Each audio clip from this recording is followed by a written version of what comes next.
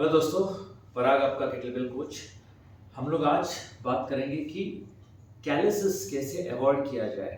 अक्सर ये देखा गया है कि हम जब भी केटलबेल ट्रेनिंग करते हैं तो due to pressure of the kettlebell your this part gets pinched और उसकी वजह से कंटिन्यूस प्रेशर से कैलिसिस आते हैं।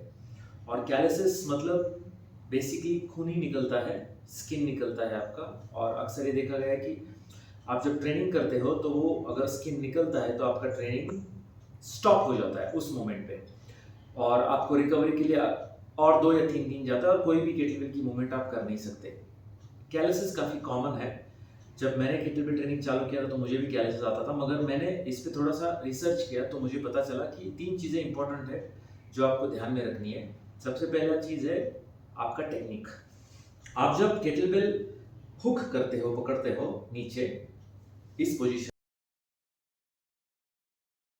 पे, अगर आप देखेंगे तो जहां पे कैलिसिस आता है वो पार्ट एक्चुअली केटलबेल को ज्यादा टच होता ही नहीं है। जब आप टेक्निक करोगे तो जब आप स्नैच करोगे, क्लीन करोगे, तो केटलबेल आपका क्रॉस डायगोनल पाम पे जंप होता है, ये पार्ट टच होता नहीं है। फॉर एग्जाम्पल मैं अगर आपको स्नैच का टेक्निक बताऊंगा तो आपको पता चलेगा कि मैं केटलबेल को जब उठाता हूं तो केटलबेल जब ऊपर जाता है तो केटलबेल डायगोनली क्रॉस हाथों पे आता है। देखिए, अगर आप देखेंगे क्रॉस करके डायगोनल आया है। अगर मैं केटलबेल नीचे लेके जाऊं तो केटलबेल में वापस हुक पोजीशन में आ। सो केटलबेल ये मेरा हुक पोजीशन है जहां पे मेरा ये पार्ट यहाँ पे जो पिंच होने का जो फ्रीक्वेंसी है वो कम है क्योंकि मैं हुक करता हूं। वापस देखिएगा। सो अगर आप देखेंगे तो मैं केटलबेल को हुक किया है तो ये पार्ट आयरन को मतलब केटलबेल को कम टच होता है। गलत टेक्निक देखिए।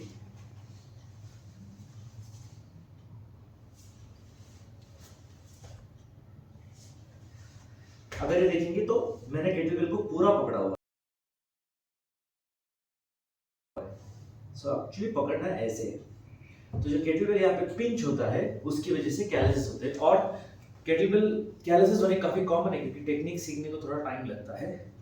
टाइम कुछ भी हो सकता है, कुछ महीने भी हो सकते हैं, कुछ साल भी हो सकते हैं, आपकी फ्रीक्वेंसी के ऊपर है। सो ये पहला है जो आपको ध्यान में रखना है कि आपको टेक्निक आपका सुधारना होगा। और ट्रेनिंग के टेक्निक के कनेक्शन में है दूसरा पॉइंट जिसको हम लोग बोलेंगे training frequency. So training frequency अगर आपकी इनफ्रीक्वेंट है, आपने मंडे को किया, फिर ट्यूसडे ब्रेक लिया, वेडनेसडे ब्रेक लिया, थर्सडे ब्रेक लिया, फ्राइडे को वापस आए, वापस एक हफ्ता ब्रेक हुआ। सो अगर आपकी ट्रेनिंग फ्रीक्वेंसी इनफ्रीक्वेंट है तो कैलिसिस वापस आ सकते हैं। सो आपको कंसिस्टेंट ट्रेनिंग करना होगा ताकि आप कैलिसिस को अवॉइड कर सकते हो। और लंबे समय तक अगर कंसिस्टेंट ट्रेनिंग करते हो तो कैलिस आपको आएंगे नहीं। बहुत लोगों को कैलिसिस आते हैं और खास करके कंपटीशन में आते हैं क्योंकि कंपटीशन में अक्सर हम लोग टू द एक्सटेंड जाते हैं तो वो जाहिर है आ सकता है। मगर अगर आप ट्रेन्ड एथलीट हो तो कैलिसिस, आपका टेक्निक अच्छा हो तो कैलिसिस आइडियली वे में आना नहीं चाहिए। थर्ड पार्ट है केटलबेल का हैंडल। अगर केटलबेल का हैंडल शाइनी हो, जिसके ऊपर जैसे आपने देखा कि जैसे चॉक बैठा है वैसे अगर चॉक नहीं बैठता है तो ये तीसरा रीजन हो सकता है क्योंकि केटलबेल को पकड़ने के लिए आपको ज्यादा एफर्ट लगता है क्योंकि आपको ऐसा लगता है कि केटलबेल आपके हाथ से निकल जाएगा। तो इसके लिए आप एफर्ट ज्यादा लगाते हो जब आप नीचे केटलबेल को लेके जाते हो स्नैच पोजीशन में, क्लीन पोजीशन में। जब केटलबेल का हैंडल सही नहीं हो तो, शाइनी हो तो ये 3 चीजें इंपॉर्टेंट है। ये 3 चीजों के ऊपर अगर आप अच्छी तरह ध्यान देंगे तो कैलिसिस आपको नहीं आएंगे। हैंड ग्लोव्स अलाउड नहीं है, तो आपको लगता रहेगा कि कैलिसिस आ रहा है, खून निकल रहा है तो मैं ग्लोव्स पहनूं। तो ग्लोव्स बेसिकली आपके सिग्नल को जो ब्रेन में जाता है, कोई भी एक्सरसाइज हम लोग करते हैं तो सेंट्रल नर्वस सिस्टम में सीएनएस में रजिस्ट्रेशन होता है, वो रजिस्ट्रेशन हो नहीं पाता अगर आप ग्लोव्स पहने तो। और ग्लोव्स यूजुअली कॉम्पिटिशन्स में अलाउड नहीं रहते, तो मेरा यही प्रेफरेंस हमेशा रहेगा कि आप ग्लोव्स पहनो मत। तो ये 3 चीज़ें ध्यान में रखो।